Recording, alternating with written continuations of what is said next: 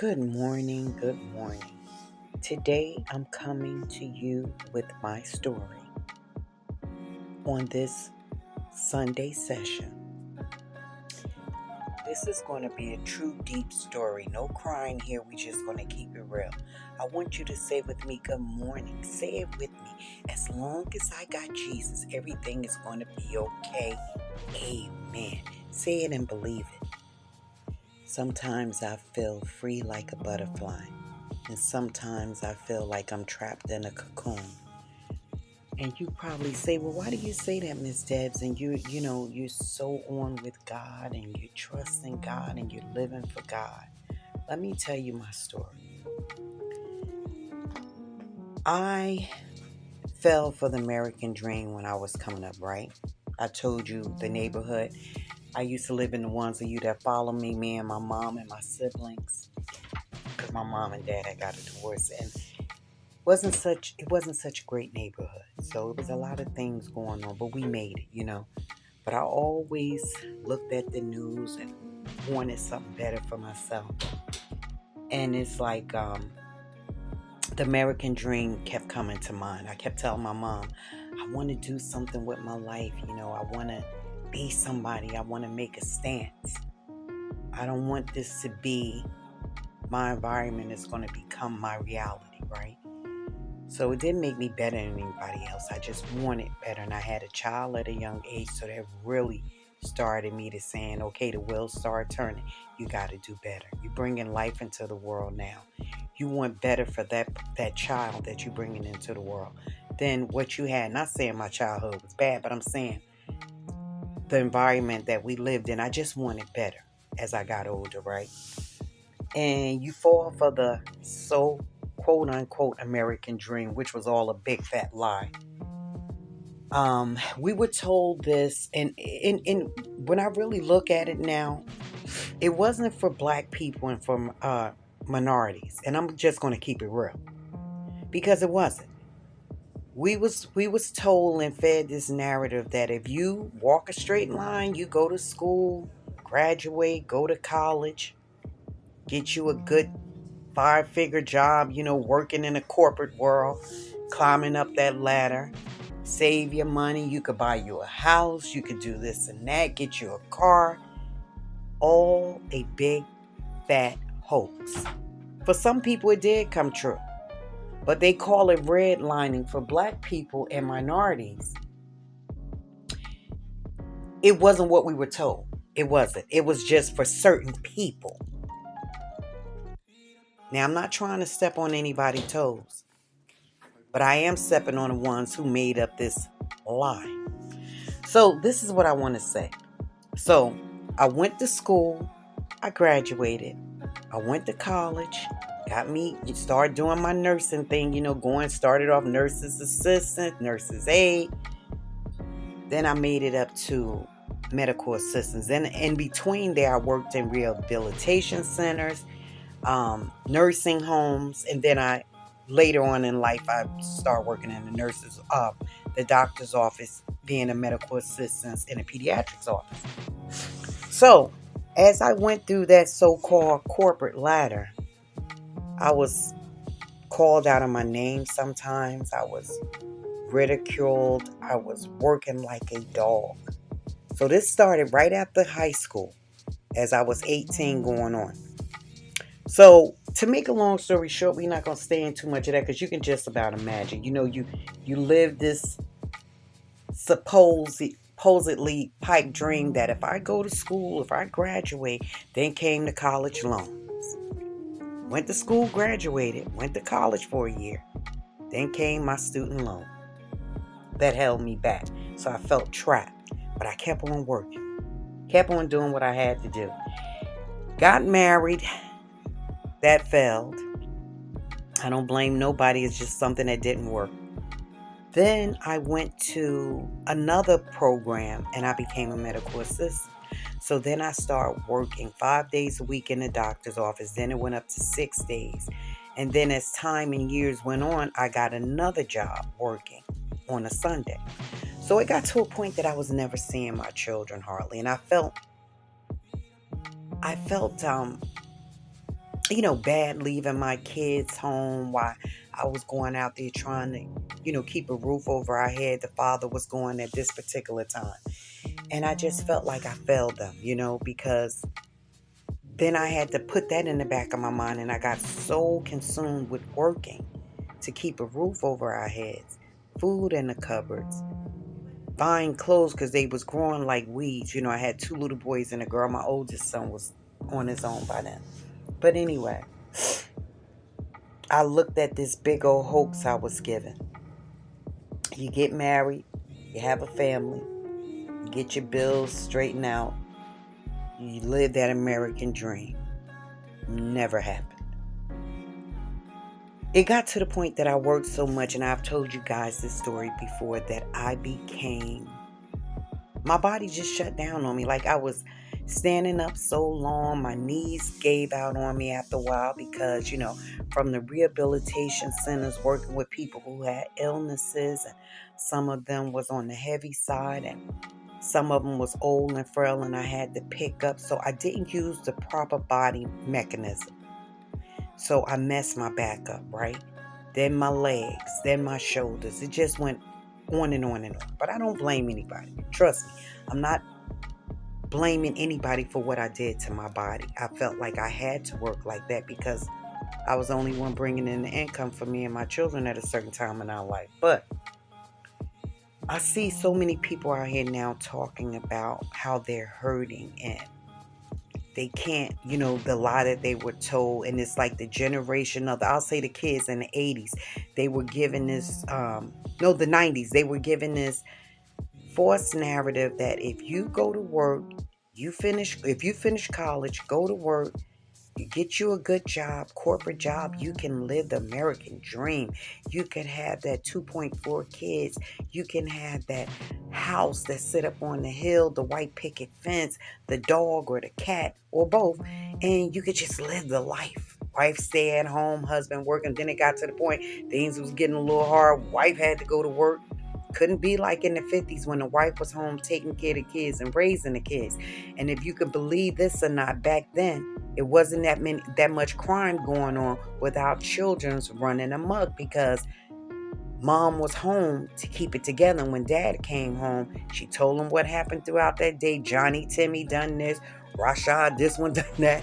And, it was handled. But then it got to the point where the broken homes, people just wasn't trying to hold it together after a while, And, you get married and you think that's going to be forever, but life throws on you a reality check. That light bulb comes on and says, no, this is not where you're going to be for the rest of your life with this person. So anyway, getting back to today's troubles and all the things that we're going through. The kids that grew up in the 90s, they were told a dream that if you work like me, go to school, do this, do that, you will have the American dream.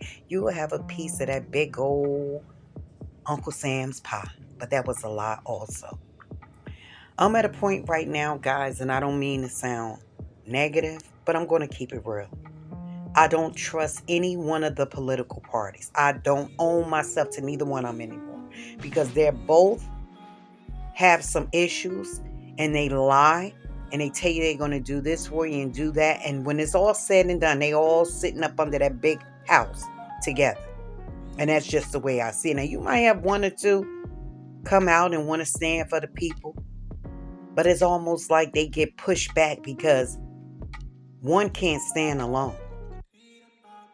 But I feel so sorry for our generation that's coming up now. Like I look at my grandkids, right? And I love my grandkids because I used to work all the time. Like it was one point in my life where I didn't work when I first had my son, Kyrie, for like 9 months. And then I got back into the work front. But I look at my grandkids and I say to myself, what do they really have to look forward to? Grandma wasn't rich. I don't have anything to really leave them but possibly a life insurance policy. But it's like, what do I have to pass on to my generation? The ones that's coming up behind me. But I look at, it's not just my family. A lot of people are hurting. You see the young people come on the TV and they're talking about how they was giving this false hope that if they worked hard and, bellied up and played to the corporation, that they would live a life and they wouldn't have to struggle. That was a lie. You can see that now. It was a bold-faced lie. And the rich are getting richer, and the poor is still trying to grab and crawl their way out the barrel. I've never seen one. I hear people saying they're living in their cars. Families have gone and live in motels and hotels because they can't afford to pay rent. What type of world is we living in where this exists? And nobody is standing up for the underdog. These politicians, they get in office, they sell you these lies, tell you what they're going to do. They're going to do this and that. I don't have time for neither one of them. I don't care which party it is. It's not my party. And I'm not hanging on there with them because I was given lies and the American people were given lies. And now it's like it's not even just happening in America. It's happening all over the world. People are hungry. They're hurting. But I'm going to tell you something. Out of all I've been through in my life, and trust me, when I used to work and do my nursing work and go around to these different companies, home health care, personal touch, personal care, I was called out of my name because of the color of my skin. Not all the time, but I have been called out of my name. And only thing I was trying to do was go to work and make it for me and my son. At the time, it was just me and my son, my oldest boy. But let me tell you something. Where's the retirement at for our young ones that's coming up now? See, I had to stop working because of an illness. Now, I still might have to fight just to get my benefits because these clowns, and I do call them clowns, and you don't have to agree with me, they're so busy making their pockets fat that they're not worried about the average Joe. And the average Joe is out here living paycheck to paycheck and deciding on this week, am I going to pay my rent, or I'm going to pay my car note, or am I going to pay my car insurance, or I'm going to pay that doctor bill that I owe, or this bill from college that I still haven't settled yet. What type of life is that people are living today? It's so sad. It is so sad. And we voted for half of these people. But I'm going to tell you something.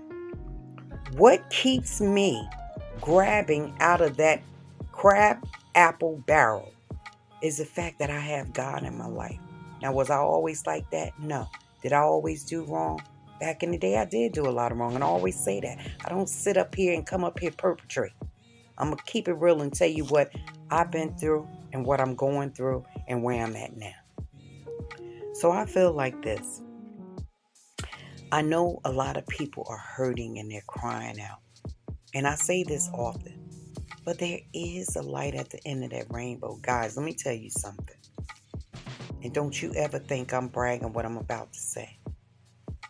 If it wasn't for God coming into my life and Him opening up my heart and Him being able to accept me at that particular point in time in my life when I had nowhere else to turn to. Sometimes He will let us hit rock bottom because some of us don't get it until we're rock bottom. That we learn to reach up and say, Father God, hold me now. I can't do this on my own no more. I'm done.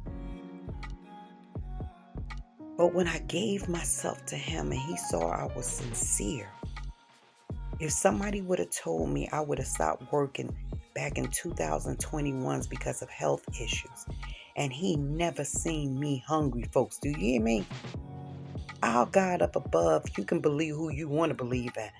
I believe in my heart, my God saved me. And He saved me because I was going down the wrong road. But when He saw, like I said, He sat me down to walk for Him. He said, okay, enough is enough. You working yourself into the bone. You run into these doctors. They looking at you like you got two heads, like you just looking for attention. But my body was, guys, one time my heart was only beating 30%. Now, I'm not going to come up here and lie about that. I was coughing up blood. And I'm going to the doctor thinking I have like a neurovirus. And the cardiologist coming in and said, your heart is only beating 30%. I said, I'm not here for that. I'm here for, she said, no, your heart is only beating 30%. But that's okay because guess what? That was 2016. God still got me here, and I still went back to work. But then in 2021, he said, okay, enough is enough. I was getting out the bed one day to go to the bathroom, and my legs gave out on me. I was on the floor by my bed. No, I didn't hit the floor hard. I slid down my bed, and I called my son, and he came and got me and rushed me to the hospital. And I haven't worked since that day. But you tell me we don't serve an awesome God. I haven't worked since 2021. He have never seen me begging and hungry for food. My bills are paid, and I'm not bragging because it's hard sometimes trying to keep up with them bills. But by his grace and mercy, he know I gave myself to him and said, God, I can't do this no more by myself. I need you. And I'm not ashamed to say it. Was it an easy walk? No, it wasn't. It was hard. I cried many a nights. I wanted to turn back into my old ways. And then I said, no, God, you didn't bring me this far to leave me now. They had already gave me a death sentence. And you still got me here, so it must be for a reason. He keep my cupboards full. That's not my doing, that's his doing. He give me the means to go out and get these things. He keep a roof over my head. I was waiting. And this one brings tears to my eyes, guys. I was waiting. And I know I'm telling y'all this. Maybe some of you don't want to hear. But I'm just telling you, it's never too late. Things can look dark and bleak and dim, but God has a plan for your life if you just sit back, get out the way, and let him do it. But let me tell you something. It was a time when I was waiting for my disability to come through. They had denied me, folks. That's what they do because they want to discourage you. So I got a lawyer. And he said, if I don't win your case, then you don't owe me nothing. How could I refuse that? Next thing I knew, they was calling me, Miss So-and-so, you've been approved. We just need a little more information from you. And you tell me, it was, let me see, I signed up in 2021 or 22. I didn't get my first check until 23. And guess who held me that long? It was a time my rent wasn't being paid for 2 months. But God had laid it on my landlord's heart, and the way I was as a tenant always paid my bill. He knew what I was going through, and he said, you know what? When you get it, I got you. How many of you gonna be truthful and tell a story like that? That's the truth. I don't have to let you people know my business. You didn't ask me for it. But I'm saying this to say how good our God is. I've been in this apartment now 20 years next year, 2026. But I want to let you know there's nothing. He brought me back from near death. Don't tell me my heart was only beating 30%. I was coughing up blood. I was in a room where they had yellow tape on it because I had some type of virus that I caught in the doctor's office from one of these little kids. He never saw me hungry or begging bread. Yeah, it was a time in my life that I wanted something for me and my kids, and that's why I shop the way I do. Because I always told myself that day I would never go through this again, where if I wanted something to prepare for my kids and I go in my cupboards and I don't have it. So that's what made me into this excessive shopping. But it's not being a hoarder and being greedy. It's about being prepared. But I want you to know, I don't care how this world look to you now. People walking around crying, they hungry, they living in cars, they're living in tents, they're living in the woods. People are going through it. But I'm going to tell you something. Sometimes God allows us, you might not believe what I'm saying, to hit rock bottom because he wants you to put down the way of your way of living. And he wants you to rely on him and depend on him. I can talk about it because I was about it. And I've been there. And I kept turning my back on him, trying to do things my way. And I was only messing my own self up and messing up my family. But once I let go and got out of his way, I'm going to tell you the truth, he haven't let me down yet. Yeah, I've had nights where I wanted to give up because I was getting hit in the face with things that, hey, you got to let this alone. You got to leave that where it's at. You got to move from that and you got to move forward. When you give yourself to Christ and you're serious, I'm going to tell you one thing. It ain't going to be an easy walk, but it's going to be the best walk you ever had. There's nothing he won't do for his kids that love him. And tell people about him. And tell them that this too shall pass. You will make it through it. But he's not going to help you if you're not trying to help yourself, or you're not relying on him to say, God, you know what? I surrender it all to you. I can't do it on my own anyway. I'm telling you, this is not a game. This world we living in, it will swallow you up, eat you up, and spit you out into the pit of hell. But we serve a God. Hallelujah. We serve a God who will never see you hungry or begging bread, and he will never see you alone. He's right there. He might not be physically in front of your face, but he will talk to you. It's that small, still voice. I keep telling you that. And it's those signs. And it's that repetitiveness that's positive to you to go in a better light. I hope this has helped somebody. I've told you my whole me. But I tell you, look at my grandbaby. God, I know you got him. I'm not even going to worry about him or the other ones. God bless you all. I don't even tell people this story, but my grandbaby literally went through hell getting here, being born. He went through so much, but God said, I got a plan for you, my child. And I do believe he came through this world and almost didn't make it. But look at him now. God, I will never give up on you. You saved me and my children, and you got us through all the mess we were doing. How could I not love you and honor you?